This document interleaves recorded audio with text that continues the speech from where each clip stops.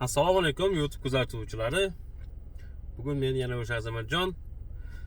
Biz o'sha har doimgi o'tgan video qo'yib boryapman. Abror Muxtor Ali va uning shogirdlari ergashuvchi ilmi tolibi ilmlarining guruhida bahs qilib, suhbat qilib, bir ikkita tushunmagan savollarimga javob olish maqsadida guruhiga kirib savol berganman va o'shani orqasidan o'zimga turli tuman tuhmat bir balolar orttirdim va men vaholanki men hech kimda u yerda birovni tarafini olib kirilmagan va men savol berib kirganman xolos. Mana shu joizmi, mana shu to'g'rimi, qanchalik to'g'rimi, noto'g'rimi? Bo'ldi, boshqa hech qanaqa bir boshqa niyat yo'q edi. Biz 7-yanvar kuni men birinchi videoyimda u yerdagi guruhdagi odamlar faqatgina radikal fikrlovchi odamlar deb gapirganman.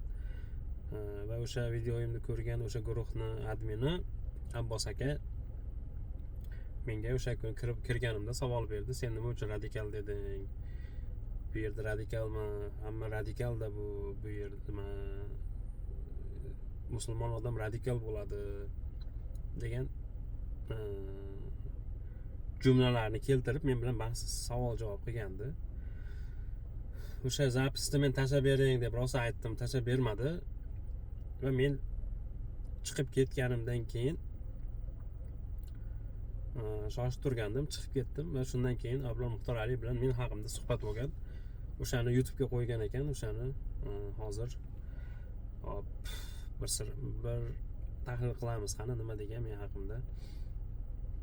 O'shalarni so'rayman. Hozir men qo'yib beraman sizlarga.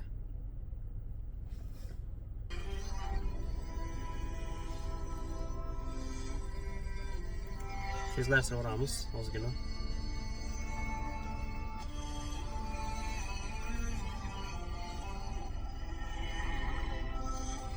Aleyküm selam rahmetullahi ve berekatuhu. Tezimizler, sertifinizler. Şüphette ketmişti, salahat mısın? Şunlardan geldiler keyiflerine. Video koygan bolayken, bana YouTube'da videosunu çıkargan bolayken, gaplashsam, shu ahvolni ko'rdingiz o'zingiz ham. Ahvolni ko'rdingiz o'zingiz ham. Toifalarda, ya'ni suhbatdan keyin suhbatlashganmiz. Bilishimizcha Abror Muxtor Ali o'sha yerda men bilishimcha pastda tinglovchilar orasida bo'lgan. Men shunaqa qulog'imga shunaqa gaplar eshitildi guruhlarida, o'zlari aytishdi, guruhlardagi Abror Muxtor Ali o'sha guruhlarda, boshqa profillarda pastda tinglovchi bo'lib, eshitib aylanib yurar ekan. U nima maqsadda aylanib yuradi? Agentmi, josusmi Abror Muxtor Ali? Josuslik qiladimi? Odamlar orasida nima unaqa aylanib yuradi deganimizda bilmaymiz. Xohlagan ishini qiladi dedi. Men ham keyin ha to'g'ri, xohlagan ishini qiladi deb qo'ydim. O'zim, lekin men hayron qoldirdi bu. Nega unaqa ekan deb. Eshitamiz. Shunaqa toifalarda ikki xil standart bo'ladi. Har doim ikki xil standart. Masalan, Tashanov bir imom Shaman degan bo'lsa, hamma imom aytmagan bo'lishi mumkin. Uni nimadir sababi bo'lishi mumkin deb unga sabab qidiradi. Abror Muxtor Ali bittasini agar hezalak degan bo'lsa, bunga haqqi yo'q uni. Yo'q, Abror Muxtor Ali birovni hezalak degan bo'lsa, bunga haqqi yo'q demadim.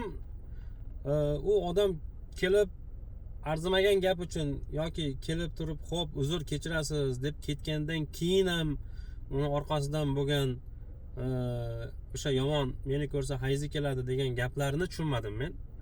Menga emasdek tuyuldi. Nahotki shu to'g'ri bo'lsa deb kirib savol berganman. Shu to'g'rimi yo noto'g'rimi deb. Sababi bo'lishi mumkin deb qo'lingiz qirilib, og'zingiz qurib ketadi, yo qabul qilmaydi uni. Nimaga desa, standart g'alati o'zgargan. Standart buzuq. O'shaning uchun men ham YouTube'da suhbatini ko'rdim. Standart buzuq degani bilmayman, qanday buzuq. Ko'rgan narsamga hayron qolib, bu narsani aqlimga sig'dirmasdan axloqimga to'g'ri kelmaganimi? Nimasi buzuq endi buning? Fahm buzuq bo'lgandan keyin odamni noto'g'ri tushunishligi tabiiy. Fahm buzuq. Interesno. Fahm qanaqasiga buzuq? Fahm mening axloqimga to'g'ri kelmadi o'sha narsa, madaniyatimga to'g'ri kelmadi. O'shani so'rash uchun kirdim. Abror Muxtor Alini bunaqa deb o'ylamagandim. Bir vijdonli odam bo'lsa kerak deb o'ylagandim. O'shaning orqasidan fahm buzuq bo'ladimi endi? Aytadiki, sen deydi bir fikrni tanqid qilasan. Mana shu fikr deysan, noto'g'ri deb aytasan. Asli fikr noto'g'ri bo'lmaydi deydi. O'sha fikr to'g'ri edi o'zi aslida deydi. Nimaga noto'g'ri deyapsan sen? Chunki sendagi fahm buzuq. Fahming buzuq bo'lgandan keyin to'g'ri fikrni noto'g'ri deysan-da. Degan. O'shaning uchun bu bolani fikrida o'ta anaqa bor, buzilish bor. Buzilganligini fikrda buzilish bor deyapti. Men hech narsa demaganman. To'g'ri degan, keltirib ber degan, domla bekordan bekor unaqa demaydi degan, keltirib ber degan o'sha videoni keltirib berganman. O'sha bola uzr so'rab chiqib ketgandan keyin aytilgan u gaplar. O'sha bizni ko'rsa hayzi keladi degan gap keyin aytilgan va men shunda shu to'g'rimi deb so'raganimda, demak to'g'ri degan o'sha yerdagi bolalar. Oldingi videosini olib kelib ber, oldin bilmaysan-ku sen nima deganini degan menga. Lekin bu tushundim, işte to'g'riligini bo'ldi, boshqa hech narsa demadim va domlani o'zi kelib qolgan, biz gaplashib turgan paytimiz, keyin menga shunaqa savol berganda gaplar qo'shilib ketgan keyin bir-biriga. buzilish bor. Buzilganligini tan olmasligi endi buni o'zini bir boshqacha problemasi endi bilmaymiz. Nimaga ya'ni buzilganini tan olmayapti? Bu ham bir kasallik, bu ham fahmdagi buzuqlik endi. Bu ham kasallik ekan. Ulamolarning fikrida bunga alohida urg'u bergan. Nima sababdan shunaqa bo'lib qoladi? Asosiy mavzusi nima bo'larmi? O'rganib tasavvur ulamolari. Lekin muolajasi yo'q. Nimaga yo'q muolajasi? Demak, meni bu kasalimni, bu axloq kasali o'zim uchun tushundim. Что men bunaqa so'zlarni eshitish men uchun og'irligining davosi yo'q. Men uchun har doim shunday bo'lib qoladi, bunaqa axloqsiz so'zlarni eshitish. Bilmadim endi o'zingizlar baho berasizlar, bu to'g'rimi, yo'qmi? Bunaqa so'zlarni eshitish, bunaqa olim, bunaqa orqasidan ergashadigan shogirdlar ko'p odamlarning unaqa og'zidan unaqa chiqadigan gaplar men uchun ozgina tushunarsiz va bir umr shunaqa bo'lib qolsa kerak. Lekin to'g'ri bo'lishi mumkin ekan bunday narsalar. O'shani tushundim. Lekin muolajasi yo'q. Nimaga yo'q muolajasi? Chunki Qur'onda oyat bor. Va yahsabuna annahum yuhsinuna sun'a degan. Nima degani? Bular o'zi noto'g'ri fikrda, lekin biz eng to'g'ri fikrdagi odamlarmiz degan da'vosi bor.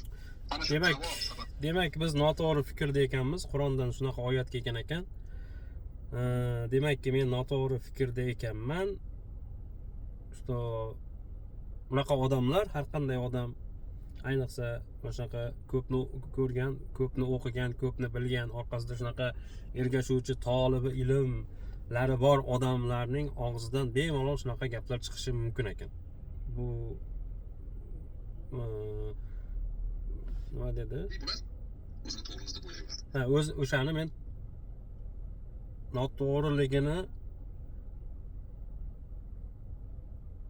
noto'g'ri deb aytsam, to'g'riligini bilsam-da, men noto'g'ri ekanman. O'zim chakashib ketdim. Foydasi yo'q aytganingizdek. O'zga ham gapirmoqchi. Bizim maqsadimiz nimanidir isbotlab berish emas. Aqd zohir bo'lib turibdi. Yana qiziqligi do'stlar, bular shu vaziyatida ham o'ziga tarafdor topa oladi. Qarang, YouTube'da ta'lim qilyapti o'sha suhbatlarni. Bular deyapti. Bular deganda to'g'ri misol keltirib ketishingizni so'rardim. Bular emas, men bir o'zimman. Bular deyapti. Va meni YouTube mana sahifamda hozir yaxshi fikr bildiradiganlarni nima dedi? Adovati bor, masalani. Shaxsiy adovati bor ekan, shu yaxshi fikr bildirayotganlar. Eng muhimi o'zimiz haqdan chalg'imasligimiz. Haqdan chalg'isak problema bo'ladi. O'zimiz haqdan chalg'imasligimiz, o'zimiz biz. Endi biz deganda Abror Muxtor Ali, sizlar kim?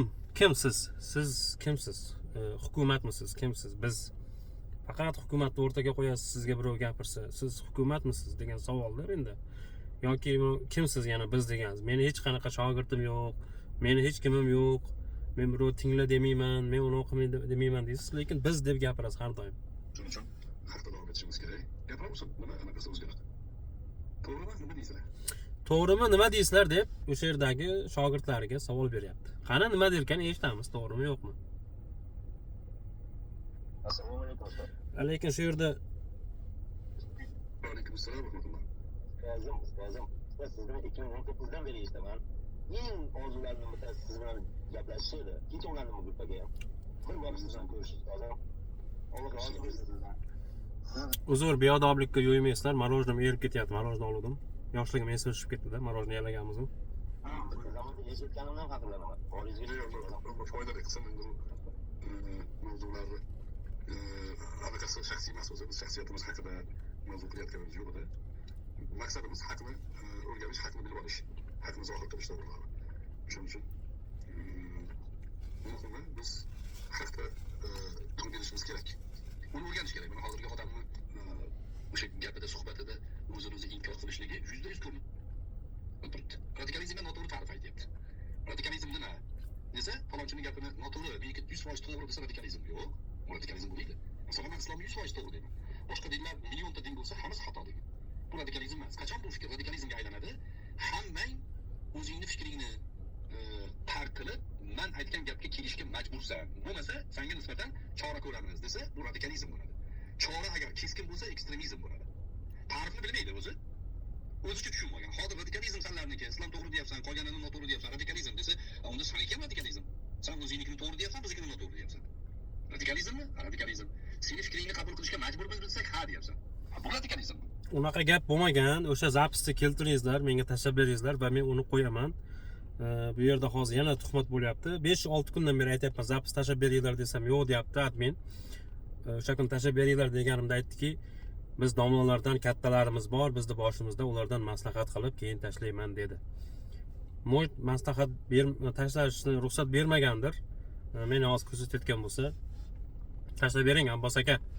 Keyin qo'yib beraman. Men unaqa demaganman, lekin islom meniki haq, faqat meniki qabul qilinglar demagan.